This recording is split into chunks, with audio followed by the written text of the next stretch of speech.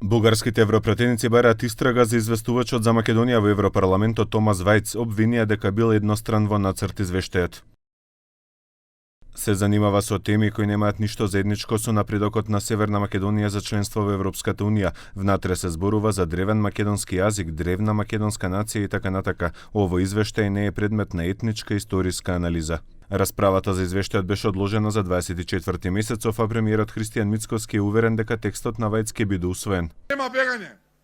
Тој извештај ќе биде усвоен затоа што цела Европа и Брисел знаат за вековниот посебен македонски идентитет и тоа ќе го поддржат. Од друга страна, бугарски високи официјални лица ја критикува и еврокомесарката за проширување Марта Кос. Не од вчера комисаря по разширяването госпожа Кос се опитва по някакъв начин да заобиколи вече приетите европейски политики по отношение на присъединяването на Република Северна Македонија. Шефот на бугарската дипломатија Георг Георгиев пак ги оцени како лага тезите на бугарската опозиција дека официјална Софија ќе ја пушти Македонија на патот кон Европската Унија во замена за зелено светло од Брисел за прием на еврото како валута во Бугарија. Тя не само е спекулација, тя е груба, тешка лажа.